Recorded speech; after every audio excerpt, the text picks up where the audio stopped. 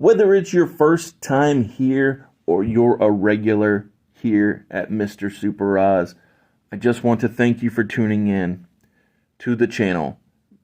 It exists because I, Oz, from the channel Mr. Super Oz, I wrote a 68-page graphic novel called Everlasting Survivors. Volume 1 is called All Day Long. If you follow the link in the description of this video, you can get yourself hats, shirts, posters, all kinds of fun things. But most importantly, you can get the story itself. And the more people that pick up the story, the greater the chances are that there can be continued adventures with these heroes. If you could, give it a like, subscribe if you haven't already, leave a comment, enjoy.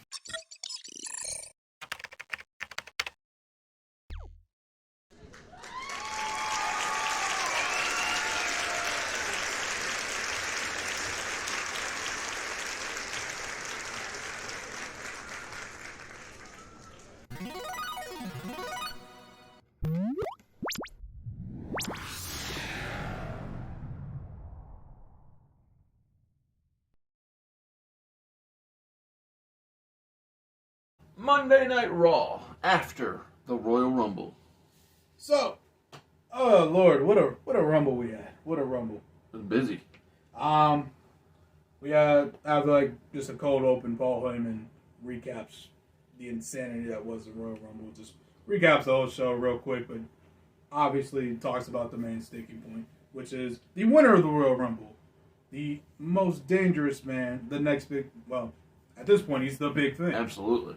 He is Brock Lesnar. He is the Royal Rumble winner, and he will be taking on whoever is the world champion come WrestleMania.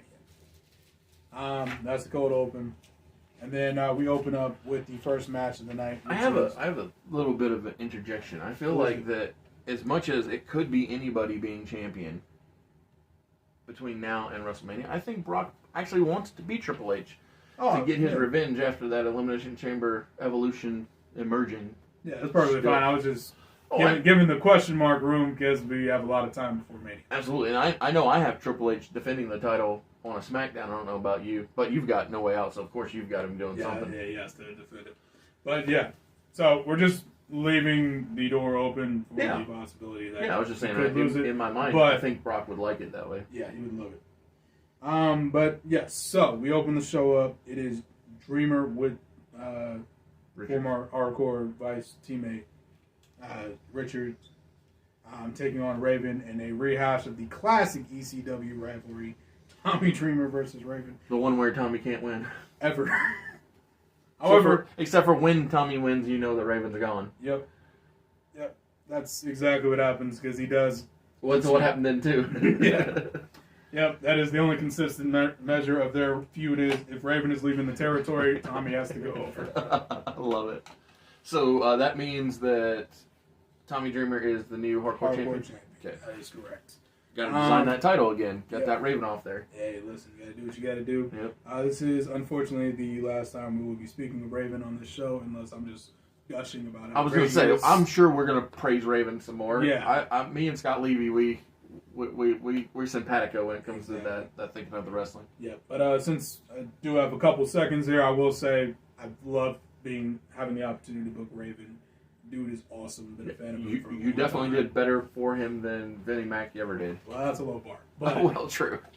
But nonetheless, appreciate Raven. He's awesome. Got a phenomenal career.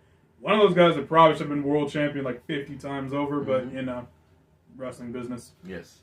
But yeah. He's one of the ones that I think could have broken or should have broken through during that Hogan reign of terror in the WCW top title picture. Agreed.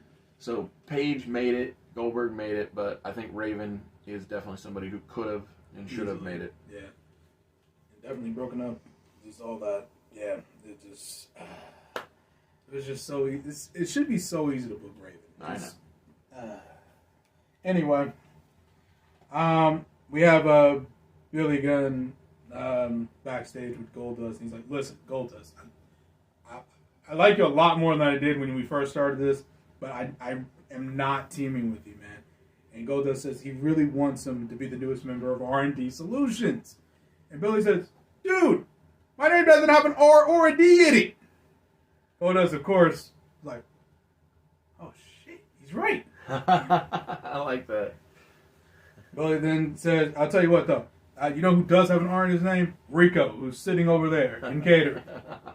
And Goldust says, okay. Well, I appreciate you spending this time with me. You're such a great guy, Billy. I just wanted the opportunity to team with you, but I understand. We can't be R&D solutions. I'll go talk to Rico. Billy, as Goldust is walking away, he's like, oh, dang, I hurt his feelings. One tear.